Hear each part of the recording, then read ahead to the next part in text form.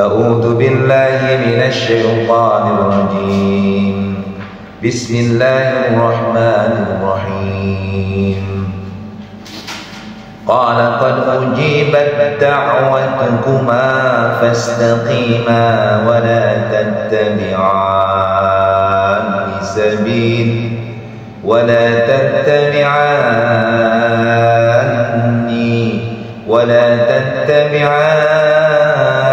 سبيل الذين لا يعلمون وجاوزنا ببني إسرائيل البحر فأتبعهم فرعون وجنوده بغيا وعدوا حتى إذا أدركه الغرق قال آمنت أنه لا إله إلا الذي آمنت به بنو إسرائيل وأنا من المسلمين الآن وقد عصيت قبل وكنت من المفسدين فاليوم ننجيك ببدنك لتكون لمن خلفك آية وإن كثيرا من الناس عن آياتنا لغافلون ولقد بوأنا بني إسرائيل مبوأ صدق ورزقناهم من الطيبات فما اختلفوا حتى جاءهم العلم إن ربك يقضي بينهم يوم القيامة فيما كانوا فيه يختلفون فإن كنت في شك مما أنزلنا إليك فاسأل الذين يقرؤون الكتاب من قبلك لقد جاءك الحق من ربك فلا تكونن من الممترين ولا تكونن من الذين كذبوا بآيات الله فتكون من الخاسرين إن الذين حقت عليهم كلمة ربك لا يؤمنون ولو جاءتهم كل آية حتى يروا العذاب الأليم صدق الله العظيم. Memahami ini kita lihat ayat 87-nya sebelumnya biar nyambung ya. Jadi ketika peristiwa terjadi di mana Fir'aun dikalahkan oleh Nabi Musa, mendengarkan ceritanya. Kemudian Fir'aun semakin menjadi-jadi, menyiksa, menindas para pengikut Nabi Musa dan Nabi Harun. Dan tidak ada yang beriman kecuali sedikit sekali yang beriman dari kalangan-kalangan yang lemah dari Bani Israel, yang mereka beriman pun karena takut, dalam kondisi takut. Maka kemudian pesan Nabi Musa kepada para pengikutnya adalah agar mereka senantiasa bertawakal, sabar, tawakal. Di tengah intimidasi, di tengah tekanan yang mengancam nyawanya bahkan, maka Nabi Musa terus memberikan motivasi untuk terus bertawakal kepada Allah. Tetapi kemudian doa yang mereka selalu panjatkan adalah Rabbana la taj'alna fitnatan lil qaumil zalimin. Ya Tuhan kami, jangan Kau jadikan kami fitnah, artinya sasaran fitnah dari orang-orang yang zalim, yakni Fir'aun dan para pengikutnya. Maka kemudian Allah menyelamatkan permohonan mereka adalah agar diselamatkan dengan rahmat Allah dari orang-orang yang kafir. Maka kemudian Allah memberikan wahyu kepada Nabi Musa dan kepada saudaranya Harun untuk sementara tinggal bersama orang dengan Bani Israel di tempat-tempat, suatu tempat di Mesir kalimatnya. Dia ada satu tempat di dalam Mesir yang tempat itu cukup aman dari kejaran Fir'aun dan para pengikut, karena mereka mengintimidasi terus. Karena Mesir itu luas, Mesir luas, dicari tuh, ada ketemu Bani Israel ditangkap, disiksa dan sebagainya, bahkan ada yang dibunuh.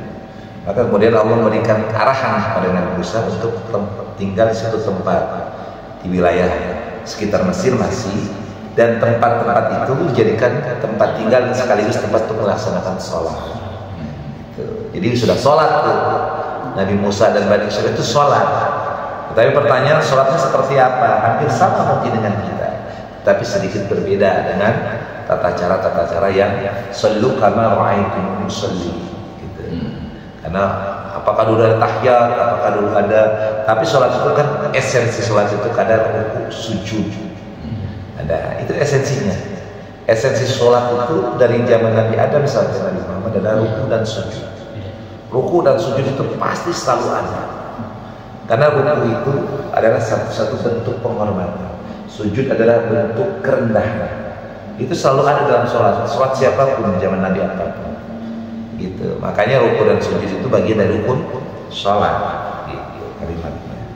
Jadi ketika ditanya bagaimana sholatnya Nabi-Nabi terdahulu, ya ada ruku ada sujud sama gitu.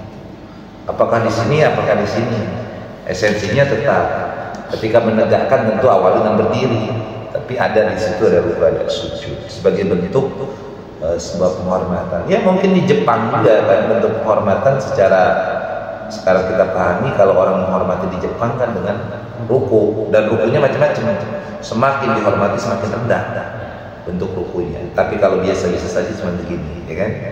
Nah itu pun mungkin bisa jadi adalah sebagai peninggalan daripada risalah kenabian. Karena kita tahu kan jumlah nabi dan rasul itu kan, nabi itu ratusan, 124.000. Ya kan, yang tercatat cuma 25 yang disebutkan namanya di dalam Al-Qur'an. Tapi dijelaskan oleh Nabi ada 124.000 nabi. Bayangkan kan, dari mulai zaman Nabi Adam. Jadi bisa jadi kan, dan rasul itu 313. Yang tercatat 25, sisanya kemana kita nggak tahu.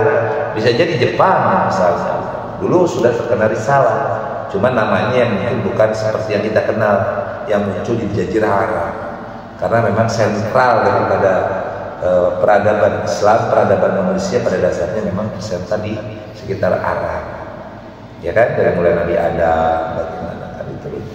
Jadi memang Mekah itu pusatnya bumi memang begitu. Kenapa disebut pusat bumi? Selain hasil penelitian satelit juga memang dari sejarah, karena sejarah itu berawal dari situ. Nah kemudian Nabi Musa berdoalah Nabi Musa. Apa doanya? Jadi doa Nabi Musa, ya Allah ya Tuhan kami, Engkau telah memberikan kepada Fir'aun serta para pengikutnya perhiasan dan harta daripada kehidupan dunia ini, dan mereka sudah melaksanakan kezaliman, ya, menghalangi orang-orang untuk beriman, untuk menempuh jalan yang agama Islam. Maka kata Nabi Musa, Rabbana qmis ala amwalihim, artinya binasakan harta mereka dan kucilah hati mereka, maka sehingga mereka tidak beriman sampai mereka melihat azab yang pedih. Nah ini kunut ini seperti itu. Boleh dikatakan kunut nazilah. Kalau kita misalnya melihat saudara-saudara kita di Palestina dibunuhi ya oleh kaum Israel, laknatullah, itu kita boleh berkunut sebagaimana Nabi Musa minta untuk kehancuran daripada Fir'aun dan para pengikutnya. Kalimatnya di sini apa tuh kalimatnya? Rabbana qmis ala amwalihim.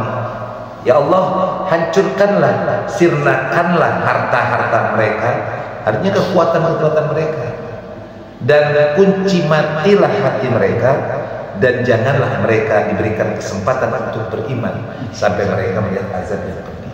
Itu begitu doa Nabi Musa. Doa Nabi Musa di tengah-tengah yang sangat luar biasa kekejaman daripada Fir'aun. Lalu masuklah kepada ayat ke-89-nya. Qala qad ujibat da'watukuma. Jadi Allah berfirman, sungguh telah diperkenankan permohonan kamu berdua. Itu kalimat itu. Walaqad ujibat da'watukuma fastaqima, sebab itu istiqomahlah. Ya, kalimat begitu tuh.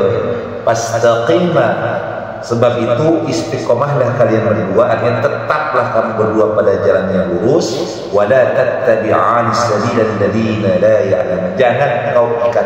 Kalimatnya kalimat wala tattabi'an, ada kalimat di situ kesungguhan, penekanan. Artinya jangan kalian sekali-kali mengikuti, kalimatnya begitu. Jangan sedikit pun kalian mengikuti, kalimatnya begitu. Maka kalimatnya ada penekanan, ada tanda panjang di topi itu. Kalau bahasa Arab ada topi, berarti kalimat atau kata itu ada penekanan. Artinya ada sesuatu yang tidak boleh dilakukan sekecil apapun. Maka wala tattabi'an sabilal ladzina la ya'lamun, jangan sekali-kali kamu ikuti jalan orang-orang yang tidak mengetahui. Nah begitu tuh. Nah dalam kehidupan itu pun begitu. Jangan sekali-kali sedikit pun engkau mengikuti langkah-langkah syaitan. Kalau sekedar jangan kau ikuti mungkin dalam sisi yang lain, bisa mengikuti dalam sisi yang lain. Tapi dalam kalimat ini tidak boleh mengikuti sedikit pun apa yang dikatakan oleh orang yang tidak mengetahui. Kalimat begitu. Kemudian wajawazna bi bani Israil al-bahra, dan kami selamatkan Bani Israel melintasi laut. Kemudian fa'atba'ahum Fir'aun wa junuduhu baghyan wa 'adwa, kemudian Fir'aun dan bala tentaranya mengikuti mereka untuk menzalimi dan menindas mereka. Jadi niat Fir'aun itu, jadi simpelnya Nabi Musa sampai di Laut Merah dengan Bani Israel, dan kemudian menyeberangi Laut Merah, menyeberangi laut itu dengan mukjizat yang Allah berikan kepada Nabi Musa yang mampu membelah lautan. Nah kemudian diikuti oleh Fir'aun dan para pengikut. Yang saat itu jaraknya nggak begitu jauh, bahkan terlihat di tengah-tengah samudra itu, ketika di tengah-tengah laut, ketika terjebak di lautan, Fir'aun sudah nggak begitu jauh, sudah terdengar. Kemudian Allah merintahkan untuk memukulkan tongkatnya ke air laut, maka terbelah laut itu, terbelah, maka bisa berlalu. Ada yang mengatakan terbelah, ada yang mengatakan muncul jalan. Tapi logika sederhana, kalau terbelah lautan itu kan pasti ada namanya, laut itu kan nggak rata kan, karena laut itu kan bisa jadi kan permukaannya ada yang rendah, ada yang tinggi kan gitu kan. Tapi kan terbelahlah lautan itu, kemudian muncullah jalan yang rata. Dalam beberapa penjelasan begitu. Karena logika sederhananya, kalau lautan sudah terbelah, misalnya logika sederhana, tidak ada jalan yang mampu dilalui dengan mulus, kan pasti terhambat. Karena kita tahu kan lautan itu pasti seperti daratan, ada rendahnya, ada tingginya, ada kedalaman yang berbeda-beda di sisi antara pesisir dengan tengah, beda kedalamannya. Nah, Nabi Musa melalui lautan itu dengan membelah lautan, tentu diberikan kelebihan dengan adanya jalannya lebih mulus. Itu kan logika yang saya ambil, ya kan?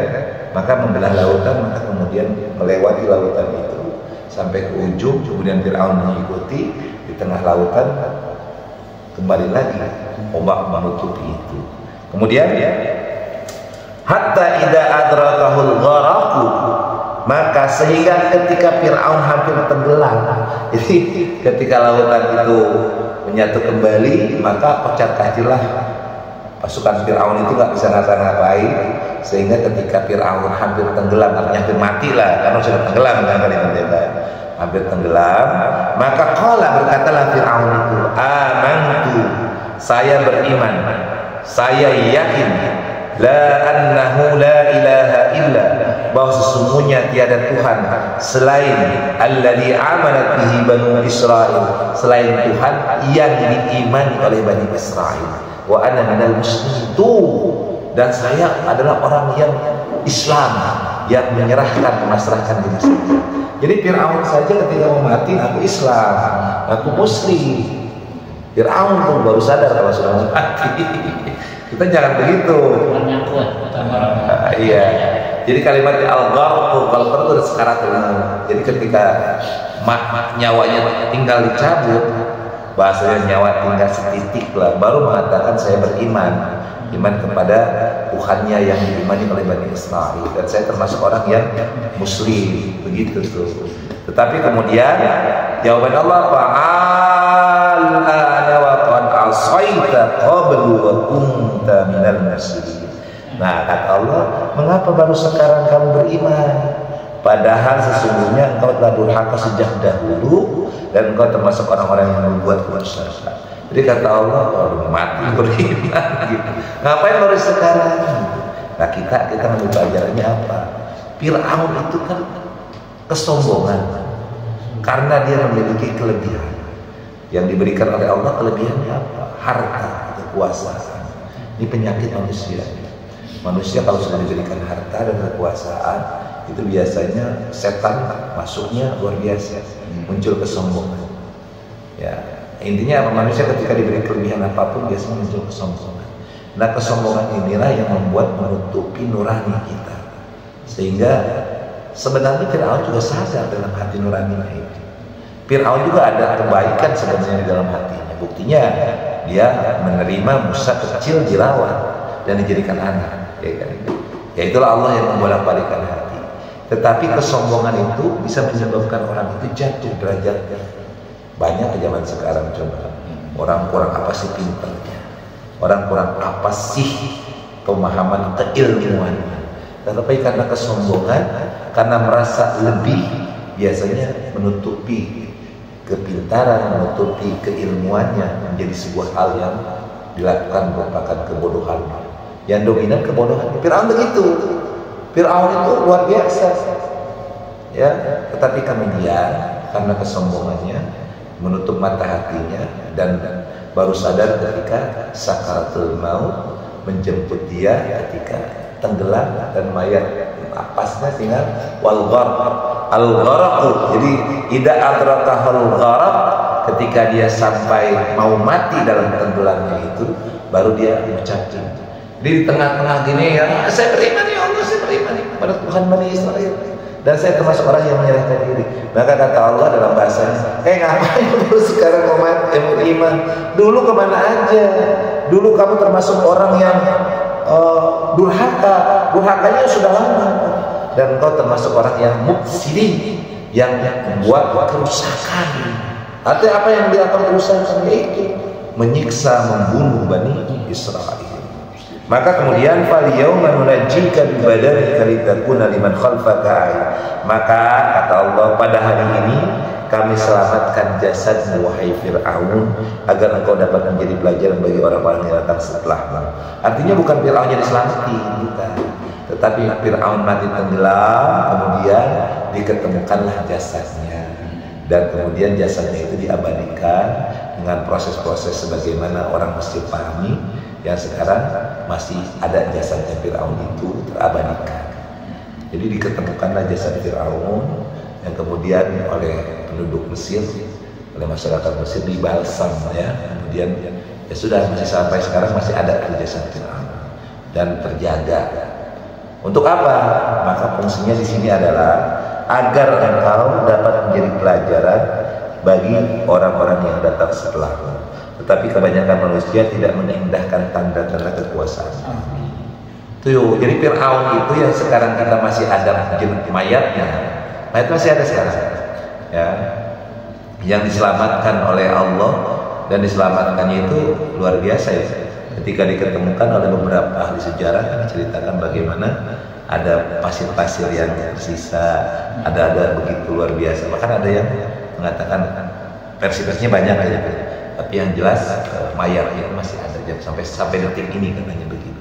Saya sendiri belum pernah lihat sih, tapi kalau lihat dari tayangan itu, gitu kan, kita bisa melihat dari akses media sosial atau akses video-video yang diunggah, itu memang benar seperti itu adanya. Dan masyarakat Mesir itu dulu kan tingginya beda sama kita, mereka kan tinggi besar. Makanya kalau kita lihat aja kan masyarakat Fir'aun itu kan badannya tinggi-tinggi. Tingginya kalau kita mungkin yang kecil kan, ya gitu. Ya gitu. Kemudian Allah lanjutkan. Setelah itu selesailah ceritanya. Fir'aun itu sudah selesai, matilah Fir'aun, selamatlah Bani Israil. Maka dilanjutkan, walaqad bawwa'na bani Israila mubawwa'a sidqin wa razaqnahum minadh thayyibat. Dan sungguh kami telah menempatkan Bani Israel di tempat kediaman yang bagus dan kami beri mereka rezeki yang baik. Artinya mereka dikisahkan dalam ayat ini adalah berkaitan dengan mereka selamat sampai kepada Palestina. Itu kalimatnya. Maka di Palestina mereka mampu menempati Palestina dengan baik dan Allah berikan rezeki. Karena kisah di sini nggak mendetail, walaupun nanti dalam ayat yang lain ada kisah bagaimana Bani Israel masuk ke Palestina setelah perjalanan. Bahkan ketika selamat dari Firaun ceritakan bagaimana Nabi Musa kemudian memilih, ya kan, dalam ayat sebelumnya memilih dari Bani Israel umatnya atau kalangannya. Tapi di dalam ini diringkas dalam ayat ini, yakni bahwa Allah telah memberikan tempat bagi Nabi Israel di kediaman yang bagus, ya, yakni di Palestina, dan Allah berikan rezeki yang baik. Maka mereka tidak berselisih kecuali setelah datang kepada mereka pengetahuan yang masuk dalam Taurat. Jadi ini kisahnya setelah lama, ya. Setelah mereka tinggal di Palestina, setelah mereka menerima Taurat, maka yang mereka lakukan apa? Memperselisihkan apa-apa yang dalam Taurat itu. Kalau kita begini, kalau dalam Al-Quran itu, jadi Al-Quran itu ada ayat muhkamat, ada ayat mutasyabihat.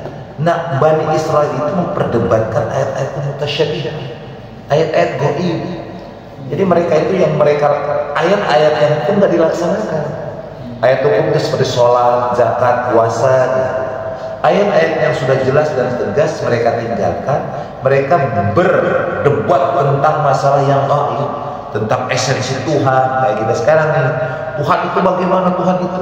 Jadi berdebat dengan masalah yang nggak nyampe kita ilmu di dalam.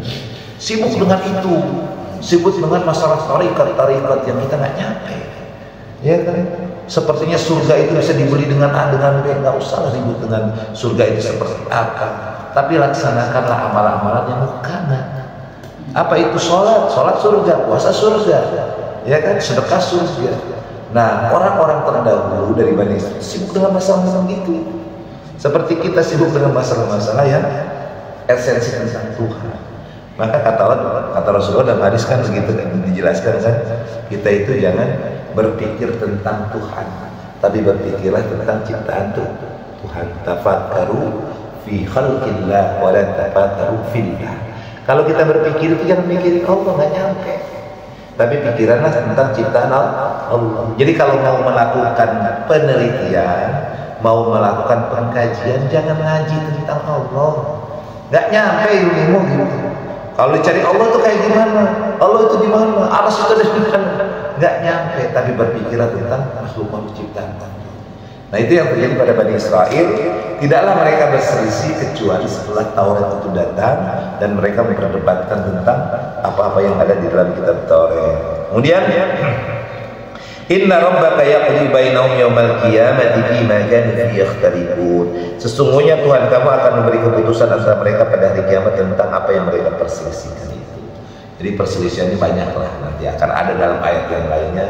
Jadi tidak dijelaskan secara gamblang dalam ayat ini. Tetapi Bani Israel itu berselisih tentang masalah-masalah yang ada di dalam kitab Taurat.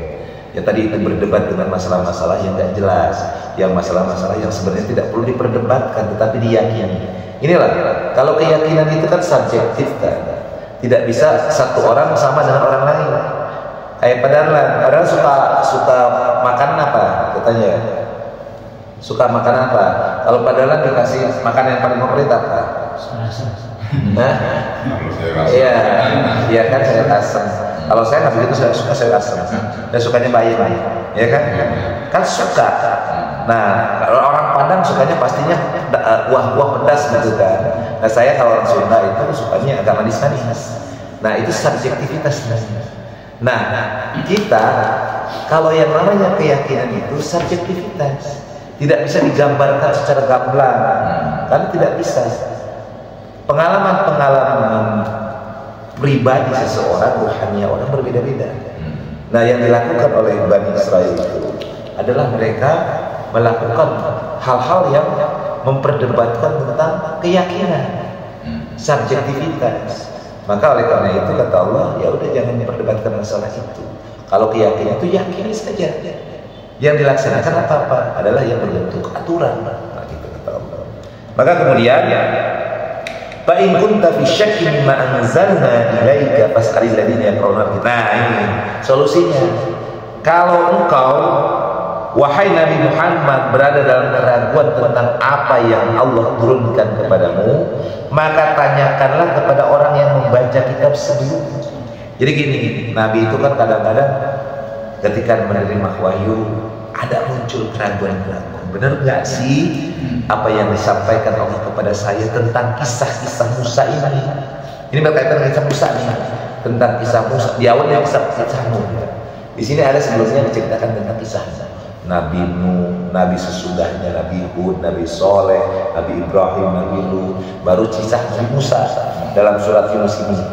Nah, ketika mendapatkan wahyu tentang kisah-kisah itu, tentu Nabi kan ini benar nggak sih kisah ini disampaikan Allah kepada saya? Maka kata Allah, jika engkau wahai Muhammad dalam keraguan tentang apa yang disampaikan aku kepadamu yang merupakan wahyu-wahyu diberikan kepadamu, maka tanya kepada orang-orang terdahulu yang membaca kitab-kitab yang sudah aku turunkan. Israelia. Iya, ceritanya kisah Israelia. Kenapa disebut kisah Israelia? Karena kisah-kisah ini berangkat daripada perjalanan atau cerita-cerita dari Bani Israil. Jadi tidak seluruhnya daripada kisah-kisah Israel itu adalah sesuatu yang salah. Selama kisah-kisah itu tidak bertentangan dengan Al-Quran, bahkan memperkaya daripada hasanah Al-Quran sehingga lebih jelas memahami Al-Quran, maka boleh diterima. Tetapi jangan dijadikan hukum gitu kalimat. Jadi kalimatnya begini, Padalan kan nggak tahu tentang kisah hidup Padalan ketika umur 5 tahun ke bawah. Tahu nggak? Padalan ketika lahir seperti apa? Tahu nggak? Padahal masa yang sangat umur berapa tahun? Ketika disunat enggak? Kelas 1 SD. Nah, sebelum SD ingat nggak apa yang terjadi? Nggak ingat, kan? Nah, untuk itu maka tanyalah kepada orang-orang yang dekat dan hadir pada saat itu siapa? Paman, bibi. Ya kalau orang tua nggak ada, maka mereka ini yang menceritakan kepada kita. Oh, dulu padahal kalau umur 2 tahun itu jalannya suka ngeronda kayak kecoa, misalnya begitu. Oh, dulu padahal sukanya gigitin jari. Kan kita nggak tahu kan. Nah, itulah seperti kisah Israiliyat itu. Maka kita melengkapi hasanah sehingga kita lebih mudah, lebih gampang memahami kisah Nabi Musa ini. Nabi Musa dalam Al-Quran nggak begitu tegas, termasuk juga Nabi Isa. Nabi Isa itu tidak ada gambaran tentang bagaimana ketika Nabi Isa itu sudah tumbuh dewasa. Hanya digambarkan bahwa Nabi Isa itu ketika bayi dia bisa bicara. Dan digambarkan ketika sudah dewasa dia mampu mengobati orang yang sakit, menghidupkan orang yang mati. Kan begitu kan digambarkan. Tetapi kisah secara lengkapnya kan didapati oleh kitab-kitab terdahulu.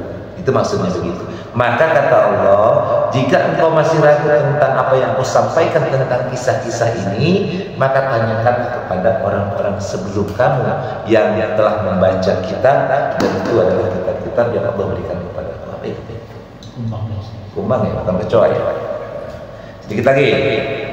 Kemudian laqad ja'akal haqqu min rabbika fala takunanna minal mumtarin. Sungguh telah datang kepadamu dari Tuhanmu, maka janganlah sekali-kali kau termasuk orang yang ragu. Artinya apa? Terhadap kisah-kisah para nabi yang ada dalam Al-Quran ini, jangan sedikit pun kita ragu. Jadi kisah Nabi Musa yang begitu hebat Allah gambarkan, bahkan di kisah Nabi Musa itu masuk kisah yang paling lengkap, paling banyak, paling lengkap, paling detail lagi. Karena Bani Israel ini paling detail. Makanya orang Yahudi itu harus terima kasih kepada Al-Quran. Ya, karena detail sekali menceritakan tentang kisah Nabi Musa. Dari mulai Nabi Musa lahir, bayangin, bahkan Nabi Musa belum lahir sampai Nabi Musa beranak pinak dicisahkan dalam Al-Quran. Bahkan Nabi Musa sampai berjuang, berperang menerima wahyu usia tua, bahkan disampaikan oleh Al-Quran. Begitu gambaran Nabi Musa. Wala takunanna minal ladzina kadzdzabu bi ayatillahi fatakuna minal khasirin. Dan janganlah sekali-kali kau termasuk orang yang mendustakan ayat-ayat Allah, nanti kau termasuk orang yang rugi. Innal ladzina haqqat 'alaihim kalimatu rabbika la yu'minun. Sungguh orang-orang yang telah dipastikan mendapat ketetapan Tuhanmu tidaklah akan beriman. Ini juga nih. Ini adalah disebut takdir. Ya. Jadi kita berharap Allah memberikan takdir kita takdir orang yang mukmin. Karena kalau Allah sudah menetapkan, jadi dalam hadis kan dijelaskan dalam hadis yang sahih, apabila takdir sudah mendahului seseorang, walaupun dia tadinya kiai, ulama, orang yang soleh, tapi karena takdir sudah mendahului bahwa dia ahli neraka, kamu surga. Tetapi sebaliknya, kalau takdir sudah dicatat oleh Allah Subhanahu wa taala dia ahli surga, walaupun di dunianya dia banyak berbuat maksiat dosa, tetapi ketika takdir sudah mendahului, maka dia masuk surga. Maka oleh karenanya kita harus minta kepada Allah agar takdir kita takdir yang baik, takdir termasuk orang yang beriman. Ya ini seperti ini. Yang Allah jelaskan, innal ladzina haqqat 'alaihim kalimatu rabbika la yu'minun. Orang-orang yang sudah ditetapkan bagi mereka, sudah dipatenkan bagi mereka bahwa mereka sudah tidak termasuk orang yang beriman, maka tidak akan mungkin dia menjadi orang yang beriman. Seperti itu. Makanya doa kita ya gitu, istiqomahkan dalam iman, istiqomahkan dalam Islam, wafatkan dalam keadaan husnul khatimah. Kan kita doanya begitu. Walau ja'atuhum kullu ayatin hatta yarawul adzabal alim, sekalipun meskipun mereka mendapat tanda-tanda kebesaran Allah hingga mereka menyaksikan azab yang pedih. Dikali kita gini, maaf ya, kalau Allah sudah takdirkan orang itu memang ahli neraka dan bukan orang yang mukmin, maka melihat tanda-tanda kebesaran Allah yang ada di depan mata nggak bakal bergeming. Contoh begini, maaf misalnya, maaf. Sekarang kan lagi ramai politik nih, ya kan? Ada 3 calon presiden. Kita sudah lihat profil masing-masing calon presiden dengan plus minus, ya kan? Misalnya, kalau orang sudah Allah kehendaki menutup hatinya untuk tidak yakin dengan kebenaran, maka dia akan menutupi kebenaran yang sudah jelas tampak di depan mata. Bahkan akan berusaha menghilangkan kebenaran itu. Misalnya ginilah, maaf yang real aja. Misalnya surveinya Anies ini kan kita lihat kalau kampanye ribuan orang, luar biasa, programnya bagus gitu. Tapi bagi orang yang tidak suka akan mengecilkan besarnya Anies dengan masanya dan akan menganggap programnya program hanya omong kosong belaka. Kan begitu. Ini simpelnya. Nah, yang lebih besarnya lagi, ketika Allah memberikan tanda-tanda kekuasaannya pada alam semesta, misalnya bagaimana musim yang sudah tidak beraturan, maka orang-orang yang tidak beriman tidak mengambil pelajaran dari itu. Kenapa? Karena haqqat 'alaihi kalimat rabbika la yu'min. Sudah paten bagi orang ini bahwa mereka termasuk orang yang bukan beriman, ahli neraka. Nah, kesimpulannya, sebagai suatu kesimpulan biar gampang dibawa, yang pertama bahwa kisah Nabi Musa adalah kisah inspiratif, kisah yang penuh perjuangan, kisah yang sangat luar biasa, di mana penuh dengan ketabahan dan ketawakal. Maka dalam hidup ini jadikanlah sabar, tawakal sebagai senjata utama kita. Wasta'inu bis-sabri was-shalah. Ditambah lagi tawakal. Jadikanlah itu sebagai fondasi menghadapi kehidupan. Yang kedua, kita bermunajat kepada Allah bahwa kita tetap di dalam iman wal Islam. Ada yang disampaikan Bang Imam? Iya, ini berarti dengan kezoliman, baik perilaku, kalau kita contohkan negara ya sekarang. Ini berdoa juga, ini kan ditunjukkan kalau ada yang berdoa kezoliman kelewatan batas, Allah terima doa itu. Bisa-bisa penguasa sekarang Allah kutuk seperti Firaun juga ya. Bisa, ini sangat cocok. Makanya doa yang tidak dibatasi atau tidak dihijab atau bahkan di doa yang tidak ditolak, salah satunya adalah doa orang yang dizalimi. Iya, ini zalimnya melampaui batas. Ini zalimnya, ya ini seperti zalimnya Zionis terhadap orang Palestina. Maka doa-doa orang Palestina itu enggak terhijab, langsung diterima oleh Allah. Cuman kan tidak seperti simsalabim serta merta. Kenapa? Agar ada pelajaran, agar semakin terasah kesabaran dan ketawakalan gitu. Dan itu jadi pelajaran bagi kita. Kalau Allah berkehendak gampang saja menghancurkan orang Israel, ya kan? Gampang kok, tinggal kirim aja gempa, mati semua gitu kan. Tapi kan Allah nggak begitu. Ada rahasia yang kita nggak tahu, ada pelajaran yang bisa kita ambil pelajaran. Apa? Mungkin disitulah letak untuk kita yang jauh dari Palestina, bagaimana melihat saudara-saudara kita yang di tengah kezaliman, di tengah ancaman yang sangat luar biasa, tapi dalam kesabaran, ketabahan dan ketawakalan. Maka pelajaran bagi kita nggak ada apa-apa, belum diuji begituin, ya kan? Kita mah belum ada peluru nyasar rudal di depan mata gitu kan. Tapi mereka sudah sangat luar biasa. Maka pelajaran bagi kita, termasuk pelajaran daripada ayat Al-Quran yang kita pelajari hari ini, adalah bagaimana kesabaran, ketabahan dan ketawakalan dari Nabi Musa, Nabi Harun dan Bani Israel menghadapi kezaliman, kekejaman daripada Fir'aun dan para pengikutnya. Maka satu,